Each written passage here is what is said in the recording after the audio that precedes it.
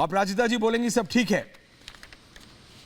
मेरा सिर्फ इतना पूछना है वारिस जी कि अगर किसी भी स्टेट में इलेक्शन होता है, यूपी में हो, सर आप भी महाराष्ट्र में लड़ते आए हैं, हमें बात उन काम की करनी चाहिए ना कि जो सत्तारूढ़ पार्टियों ने वादा किया था और नहीं निभाया, विकास का, सुरक्षा का, जनता के लिए, युवाओं के लिए।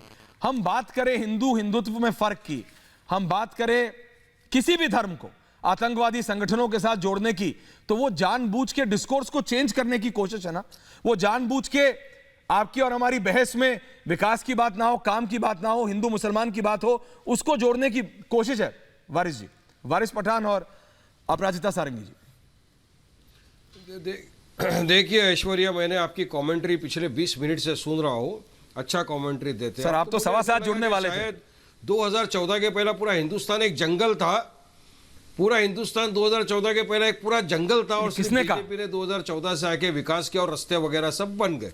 लेकिन मैं आपको बताना चाह रहा हूं, सुनिए, मैं आपको बताना चाह रहा हूं कि 2017 से योगी जी आए हैं, उत्तर प्रदेश में चुनाव आ रहा है, योगी टोटल फेल हो चुके उत्तर प्रदेश के चीफ मिनिस्टर पे। उत्तर प्रदेश में तरक्की किस बात की हुई है मैं आपको बताता हूं। एक तो क्राइम रेट बढ़ गया, और ये मैं नहीं बोलता हूं, मिनिस्ट्री ऑफ होम अफेयर्स का डेटा है।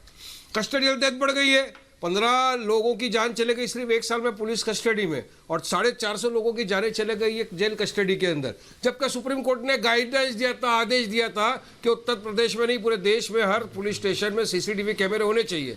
क्यों नहीं लगाए थे योगी ने? उनके काले करतूत सामने आ जाते पुलिस वालों के, इसलिए नहीं आए।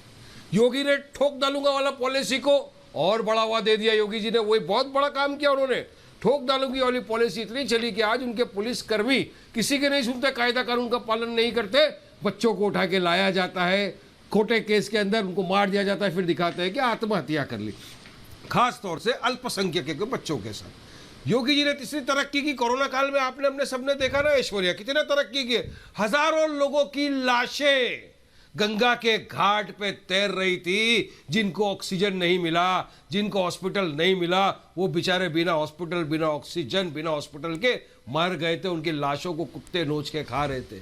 ये तरक्की का मॉडल है योगी का, आप जो दिखा रहे हो। और क्योंकि अब योगी से लोग सवाल कर रहे हैं बढ़ते हुए पेट्रोल के बारे में, बढ़ते हुए डीजल के बारे में, बढ़ते हुए गैस के बारे में, उनके पास सवाल का जवाब नहीं है। लाखों लोगों ने, युवाओं ने अपना रोजगार खो दिया, योगी के पास उनके सवाल का जवाब नहीं है। क्राइम रेट बढ़ गया, योगी के पास सवाल का जवाब नहीं। तो अब उनको चंद्रगुप्ता याद आ रहे हैं, अलेक्जेंडर द ग्रेट याद आ रहे हैं, और समाजवादी कांग्रेस ये भी कम नहीं है। ये दो ही सिक्के के एक पहलू है, एक ही सिक्के के दोनों पहलू है। भाजपा एक तरफ है, समाजवादी कांग्रेस, और ये लोग दूसरे पहलू। समाजवादी को क्या हुआ, 2012 का चुनाव के घोषणा पत्र में क्या लिखा था उन्होंने कि अगर हम सत्ता में आएंगे तो मुसलमानों को 18% रिजर्वेशन देंगे जॉब और एजुकेशन में, नहीं दिया। आज लोग सवाल कर रहे हैं उनको, इनको 19% मुसलमानों के वोट तो चाहिए, मगर मुसलमानों के लिए कुछ करना नहीं है। वोट तुम्हारा, सत्ता हमारी। लोग सवाल करने लगे तो इनको जिन्ना याद आ गए, अपीजमेंट पॉलिटिक्स इन्होंने शुरू कर दिया माइनॉरिटी का।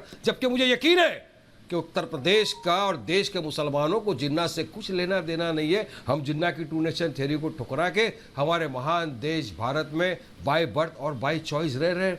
इनकी पूरी थ्योरी फेल। आज देश का मुसलमान जिन्ना बिन्ना पे नहीं जाने वाला। देश के मुसलमान को या देश के नागरिक को, उत्तर प्रदेश के नागरिक को आज चाहिए रोजगार। आज योगी को याद है मुझे रास्ता बनाना है 4.5 पौने 5 साल में। क्या किया 4.5 साल में? वारिस जी सिर्फ एक सवाल और फिर अपराजिता जी जवाब देंगी आपको।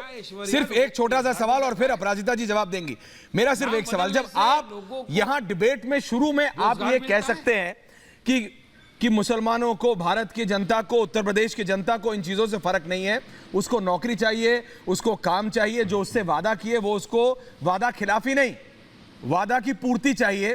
तो जब रैली करने निकलते हैं,